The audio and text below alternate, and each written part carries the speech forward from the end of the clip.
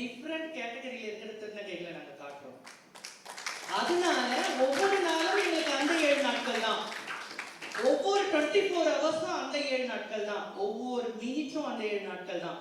இந்த அந்த 7 நாட்கள்ல ஒரு அட்வொகேட் இருக்காங்க, ஒரு பியூட்டி அண்ட் ஆக்டர் மாடல் இருக்காங்க, பாலியல் தொழில் செய்யற ஒரு திருநங்கை இருக்கிறார், யாசகம் கேட்டு வாழ்க்கை நடத்துற ஒரு யாசக வாசி திருநங்கை இருக்கிறார், பாண்ட் மூலமா வேலை வாய்ப்பு ஏற்படுத்தி 20,000 25,000 வேலை செய்யற ஒரு திருநங்கை இருக்கிறார்.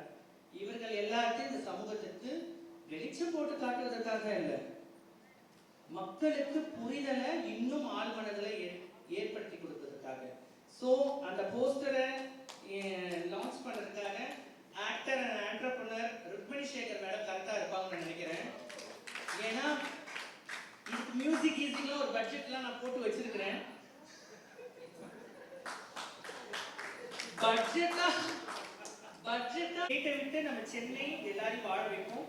ரெஜினாவை வேலை வச்சிருக்கு, நல்லா இன்னும் நிறைய போஸ்ட் போனோம் அந்த கிரஃபோ கம்பெனியில். Congratulation, thank you. ஸோ பாண்டிவின் வந்து ஒரு கானா பாட்டு நாங்கள் எடுத்தோம் 2018. சாதிக்கலாம் கும்பலாம் நீங்க அப்படின்னு சொல்லி ஒரு கானா பாட்டு எடுத்தோம் பாண்டிவின் டிரான்ஸ் மீடியா மூலிமா. ஸோ நான் ஏதாவது ஒரு புது விதமான இனிஷியேட்டிவ் பண்ணிட்டு இருப்பேன், அது எனக்குள்ள ஊர்னச்சின்னா என்னன்னு தெரியல. ஸோ இப்போ வந்து இந்த இயர் வந்து அந்த 7 நாட்கள் அப்படின்னு சொல்லி ஒரு டாக்குமெண்ட்ரி ஃபிலிம் எடுக்க போகிறோம். அந்த டாக்குமெண்ட்ரியோடைய ஃபர்ஸ்ட் லுக் போஸ்டர் தான் இங்கே ரிலீஸ் பண்ண போகிறேன். அந்த 7 நாட்கள் பாக்கியராஜ் கதை மாதிரி இருக்காது, இது திருநங்கைகளோட கதையாக இருக்கும் நான் நினைக்கிறேன். எல்லாரும் கேட்குறாங்க, யாசகமும் பாலியல் தொழில்னா திருநங்கைகளோட வாழ்க்கை அப்படின்னு சொல்கிறாங்க. ஆனால் அதையும் தாண்டி ஒரு 24 ஹவர்ஸ் டிரான்ஸ்ஜெண்டர் டே லைஃப் எப்படி இருக்கும்ட்டு யாரும் எவனும் காட்டுறதில்லை.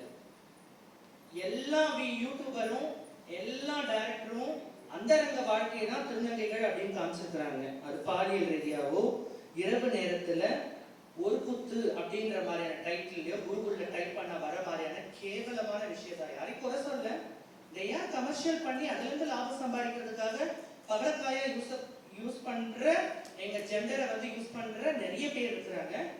பாவம் அதுக்கு போனா 2000 4000 5000 10,000 20,000 30,000 கிடைக்கும்ன்றதுக்காக அந்த வருமானத்துக்காக நடிக்கவும் செஞ்சுட்டு இருக்காங்க. பட் இது பாண்டிவின் டிரான்ஸ் மீடியா நாங்க என்ன யோசிச்சோம் அப்படின்னா, ஒரு 24 ஹவர்ஸ்ல காலையில தூங்கி அந்த அலாரம் சவுண்ட் மட்டும் தான் எங்க வீட்டுல கேட்கும், யாரும் எழுத மாட்டாங்க, காஃபி ரெடியா இருக்கு, ஏன்னா நாங்கள தானே ஏச்சிக்கணும். அதே மாதிரி போய் படுக்கணும். ஏன் படுக்கிறோம் அப்படின்னா, போனை பார்த்துன்னு படுக்கும்போது அம்மா அப்பா அண்ணன் தம்பிங்க யாருன்னா லைட்டோ டிவி ஆஃப் பண்ணுவாங்க. ஆனா எங்களுக்கு நாங்களே போய் எழுச்சி ஆஃப் பண்ணிட்டு படுக்கிறது தூக்கம் போயிடும், மறுபடியும் அந்த போனை பார்க்கணும்.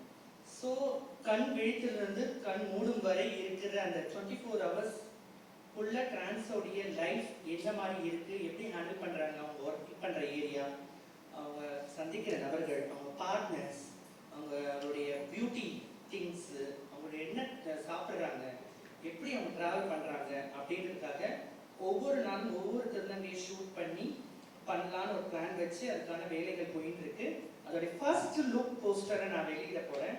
அதுக்கு டைட்டில் வந்து கரெக்டா இது ஆக்டா இருக்கும் அப்படின்றதுக்காக அந்த 7 நாட்கள். இது யாரும் எந்த ப்ரொடியூசர்லாம் காசு கொடுக்கல, பாண்டிவின் டிரான்ஸ் மீடியா தான் இதை ப்ரொடியூஸ் பண்ணுது. அதுல ரொம்ப சந்தோஷமா சொல்லிக்கிறேன். கவிதை புக்கா இருக்கட்டும், இப்போ ஒரு நாவல் ஒன்று எழுதிட்டு இருக்கிறேன். இந்த 5 கவிதை புக்கு வாசிச்சாங்களே, அது என்னுடைய கவிதை புக்கு தான். ஆனா நிறைய பேர் அதை வந்து பிரபலப்படுத்தணும்னு நினைக்க மாட்டேன்றாங்க.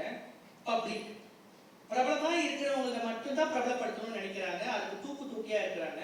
பட் அதெல்லாம் நான் மெயின் பண்ணிக்க மாட்டேன். நம்ம இந்த சொசைட்டிக்கு என்ன பண்ணணும், நம்ம என்ன சொசைட்டி பண்ணணும், நம்ம மூளை நம்ம மனசு என்ன சொல்லுது, நானா இருந்து என்ன பண்ணணும்னு நினைக்கிறேனோ அதெல்லாம் நான் பண்ணுவேன். நீ பிரபலமா ஆக்காதப்போ ஐ எம் எ செலிபிரிட்டி, நான் என் வேலையை பார்க்கறதுக்காக தான் சொசைட்டிக்காக வந்திருக்கேன் அப்படின்றதுக்காக. இந்த வீடியோ உங்களுக்கு பிடிச்சிருந்தா மறக்காம லைக் பண்ணுங்க, சப்ஸ்கிரைப் பண்ணுங்க, கமெண்ட் பண்ணுங்க, ஷேர் பண்ணுங்க.